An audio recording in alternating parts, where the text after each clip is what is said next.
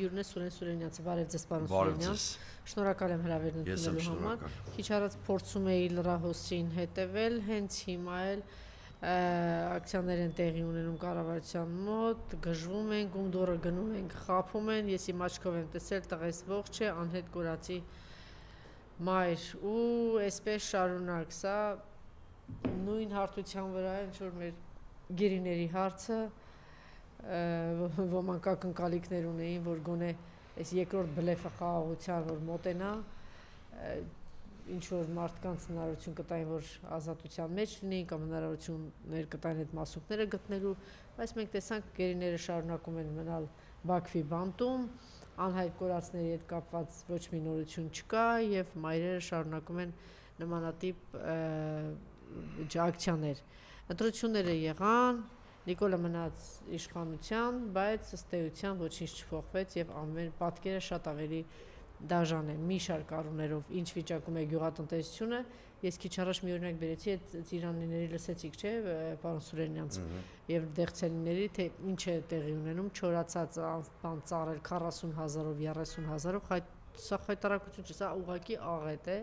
գյուղատնտեսությունը այդ վիճակում է, տնտեսությունը շատ ավելի ծանր վիճակում է, գնաճը խեղդում է ուղղակի մարդկանց, եւ դրան զուգահեռ Ալիևը ասում եմ այնքան փքված բան վիճակում է, որ կարող էր չէ մի փոքր ավելի հանգիստ բաներ, որտեղ իր ցանկությունը կատարվեց եւ ԿՊ-ն ընտրվեց, ոչ, ինքը շարունակում է հոխորտալ,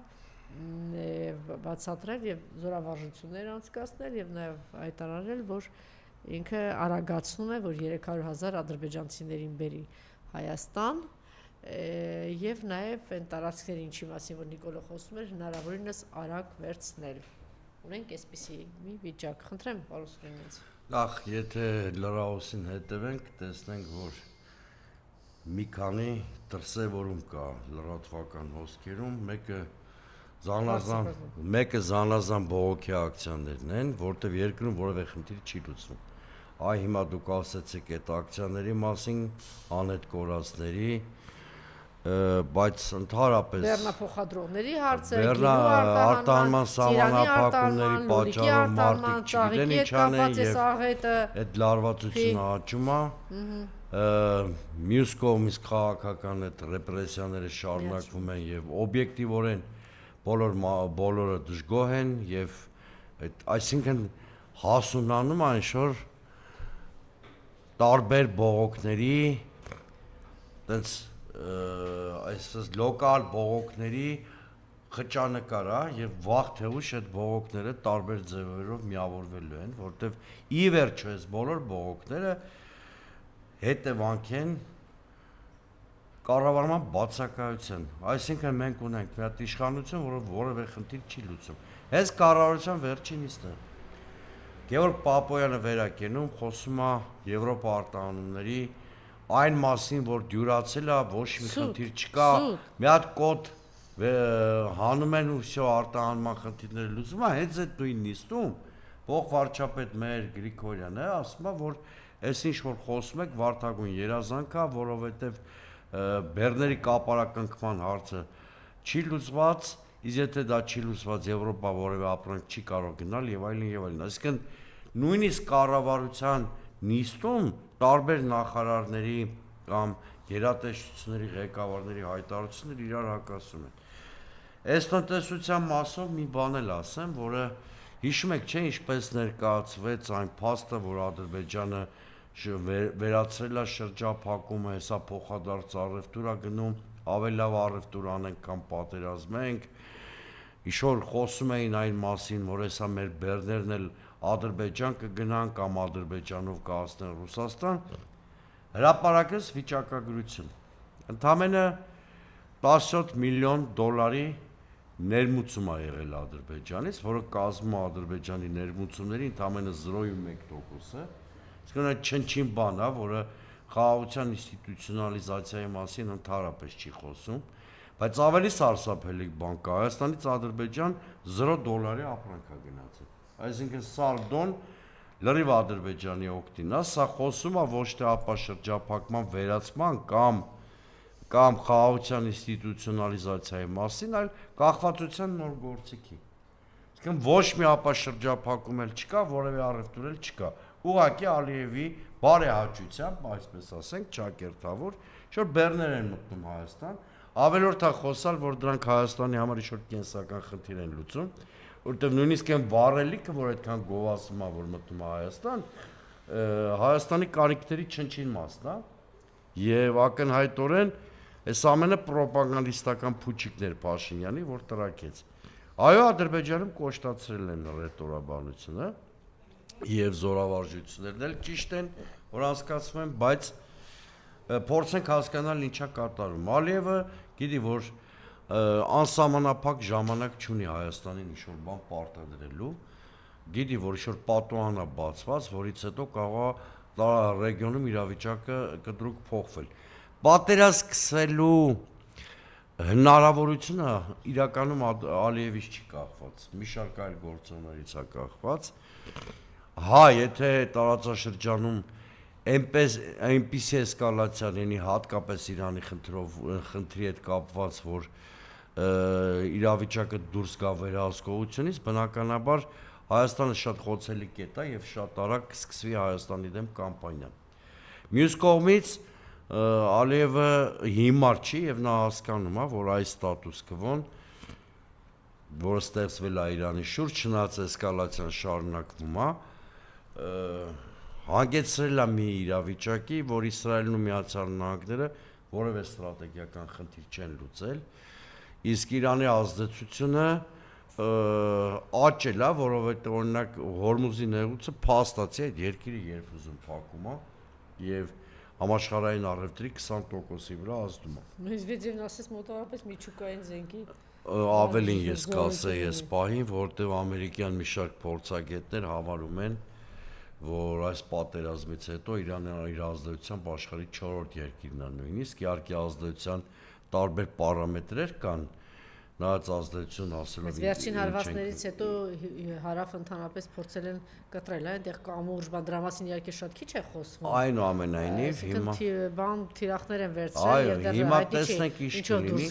Ամեն դեպքում շատ ուշադիր է Ալիևը հետևում է Իրանի իրադարձություններին, մեր մոտ էսկալացիա լինել չլինելու հարցը ուղղակիորեն կապ ունի Իրանի շուրջ զարգացող իրադարձությունների հետ։ Այս պահին բնականաբար Ալիևը չի հանդգնի պատերազմ սկսել, բայց այս պահին նա փորձում է Հայաստանից ստանալ առավելագույնը, որովհետև գիտի, որ հետո եթե Իսկ ինչու չի հանդգնի, այնտեղ որովհետև այս պահին Իրանի Իսլամական Հանրապետությունը կարող է միջամտել։ Եթե պատերազմ սկսվի, շատ պարզ ասեք, այդ Զանգեզուրի միջանցքի համար պիտի սկսվի, մնացած հարցեր պատերազմի թեմա չէ։ Ոչ անկլավների հարցերը, ոչ բան։ Դրանք մանավանդ էլի արդիական է դառնում, եթե միջև այդ Զանգեզուրը կա, ուրեմն տեսեք, կա, որ այդ Իրանի իհարկե, այս իրավիճակում Իրանի Իսլամական Հանրապետությունը, որը խնդիր է դրել Պարսից ծոցում թույլատնել ամերիկյան ներկայությունը, ակնհայտորեն ոչ թրիպն է թույլ տալու այն պարամետրերով, որ ստորագրվել է անցած տարի, ոչ էլ թուրանական միջանցքը։ Եվ դրա համար եմ ես ասում Իրանի իրադարձությունների հետ կապված։ Այդ Իրանի շուրջ այնպիսի վիճակ ստեղծվի, Աստված մի արասի, որ Իրանը թուլանա, անմիջապես կնստենք։ Ադրբեջանը միանգամից բոլոր այս ֆորմալ խաղաղության մասին խոսակցությունները կմոռանա բնականաբար։ Բայց տեսեք, նաև այսպիսի բան կար, որ Արցախից էր, չէ, այդ կողմից էր, չէ, թռնում իրենց նախագահ Բարձրաստիճան էլիտան, որ պայքեց այդ ինքնաթիռը, ուղղաթիռը։ Դրանից հետո ինչ որ բաներ չեղավ, ասեցին, ես չեմ կարծում, որ իրենց հետախուզությունը ուրիշ տվյալներ չուներ։ Իրանի նաև տվյալներ կար, որ այս ընթացքում այնտեղից են հարվածներ եղել, ինչ որ զգուշացումներ եղան, ինչ որ լարվածություն առաջացավ Իրան եւ Ադրբեջան, բայց մնաց այդ մակարդակի վրա։ Արդյոք այս պարագայում էլ այդպես չի ավարտվի։ Գիտեք, Իրանի իսլամական ինչ խառը վիճակում է Իրանը, որտեղ Ադրբեջանը եւ Թուրքիան այդ առումով շատ ճկուն են, իրենք տեսեք, այս ամեն ինչ հարցակումներ բան երբ սկսեցին, երբ որ Ռուսաստանի գլուխը շատ խառն էր, չէ՞, հիմա կարող այդպես շատ զբաղված լինել եւ Ռուսաստանի գլուխը հիմա այլ է, դե դրա համար ասեցի։ Զուգահեռ եմ հասկացում, Ռուսաստանի Եթե Իրան Իսլամական Հանրապետության հիմա Իրանն էլ Հանրապետության եթե այդպես խառնված դե լինի եւ ասում եմ, եթե անվիճակում դիրքերը թուլանա եւ այնպեսի իր այս բային ես նման սցենար չեմ կանխատեսում։ Ես կանխատես։ բայց չեք իմանա, չէ, 2 ամիս հետո, Հա, եթե բայց այսպես ես իրականացված վստահ եմ, որ Արևմուտքի եւ Իսրայելի Ես կողմից համարյա վստահ եմ, որ Իսրայելն ու Միացյալ Նահանգները իրանց ստրատեգիական խնդիրները չեն լուծելու։ ընտրություններով պայմանավորված Ամերիկայի։ Ոչ միայն։ Ուղղակի հնարավոր չի այս ստրատեգիական խնդիրները, որ Թրամփն ու Նեթանյահուն հետապնդում են լուծել Իրանում։ Հանք խառնեցին Իրանը Վենեսուելայի հետ, սխալ հաշվարկ կատարեցին։ Այդ մասին ես միջև պատերազմել եմ ասել Իրանի, որ ամենամեծ ավանտյուրան կլինի Թրամփի, եթե նա վենեսուելական մոդելով փորձի Իրան Իսլամական Հանրապետության հետ կապված խնդիր լուծել։ Այդ սխալ է իրան կարեցին ստրատեգիական, բայց այնտեղ հիմա չեմ ուզում շատ խորանալ, բայց դա Իսրայելի լոբիի ազդեցության հետևանքեր են, Էփշտեյնի դոսիեները եւ այլն, այսինքն ակնհայտորեն Թրամփը, որը դարձել է ցեղասպան Նեթանյահուի ըստ էության պատանդը, այսպես ասենք, Թրամփը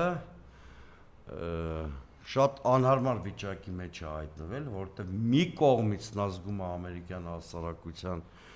հակա-իսրայելական տրամադրությունները եւ էլեկտորալ կորուստներ ունենում, երբ Իրանի նկատմամբ նման ագրեսիվ քաղաքականություն է վարում, որովհետև գիտեք, ճիշտ հակառակ կարգախոսներով է եկել իշխանության, մյուս կողմից կա այդ Իսրայելի լոբիի հարաճուն ազդեցությունը Միացյալ Նահանգների էստեբլիշմենտի վրա, թե ինչպիսի ազդեցություն կունենա այս երկու հակադիր տենդենսները դժվար է կանխատեսել, բայց արևմուտքում չմոռանանք, որ այնուամենայնիվ հանրային տրամադրությունները դեր ունեն, իրանց բոլոր աղճատումներով հանդերձ այնուամենայնիվ դեր ունեն, եւ ես չեմ տեսնում որևէ սցենար, որը թույլ կտա Իսրայելին եւ Միացյալ Նահանգներին փոխել սահմանադրական կարգի Իրանում կամ հասնել այդ երկրի մասնատմանը, նրանք անգամ հրթիռային միջուկային ծրագրերի չեղարկման հարց չկարողացան լուծել գումարած Հորմուզի նեղուցի խնդրը։ Այս սա է այն կայունացնող գործոնը, որը զսպում է նաեւ Ալիևի ախորժակը եւ թույլ չի տալիս նրան բացահայտ շանտաժի կամ ռազմական էսկալացիայի դիմել Հայաստանի։ Իսկ վախը Նիկոլի ինչով է պայմանավորված։ Ակնհայտ ինքը ունի այդ։ Նիկոլ Փաշինյանը թվում է թե ընտրությունները եղել է, ավարտվել է, պիտի հանգիստ լինի, բայց իր բոլոր գործողությունները ցույց են տալի, որ ունի անհանգստանալու։ Օրինակ գնաց հանդիպեց Միշուշցինի հետ, մենք տեսանք այդ հանդիպան նույնիսկ հրապարակային մասից բացահայտ երևում էր, որ ոչ մի լուրջ արդյունքեր չի գրանցվել, որովհետև Միշուշցինը օրինակ այդպես էլ չշնորհավորեց Նիկոլ Փաշինյանին, այդպես էլ մենք չլսեցինք ինչ-որ հայտարարություններ, որ նման կլինեին, որ ճգնաժամը մեղմել է։ Բայց Փաշինյանը իր սովորության համաձայն եկավ Երևան, ասաց մի քանի օրից ինչ-որ նորություններ կլսեք, հիմա չեմ ուզում իրադարձությունից առաջ ընկնեմ ինչ-որ բան ասեմ, իմ համար պարզ էր, որ ոչ մի լուրջ նորություններ չենք լսելու, ընդհակառակը մի քանի օր հետո Իրանին զգուշացրեց Ռուսաստանը, որ հայկական հետ կա տեսել Իրանից ծաղիկների արտահանման գործընթացում եւ այնտեղ էլ սահմանափակումներ մտան եւ ակնհայտորեն չի կարողանում ռուսական ուղղությամբ խնդիրները լուծել Նիկոլ Փաշինյանը։ Սա մեկ։ Իսկ այդ արտահանումների խնդրը գնալով սահմանափակումների խնդրը գնալով սրվելու է։ Տեսակ չէ մի խմբականակ ծիրան էին տարել Եվրոպա ճանապարհին փչացել էր այդ ծիրանը եւ սպառման ոչի ընդհակառակ։ Ոչ, դեսպանների մոտ մուրաբաներ կանեն։ Դե ամենաշատը արագ կարան քաշեն դրանով, բայց չեմ կարծում, որ այդ եվրոպական շուկաներում քաշած արագի խնդիր ունեն։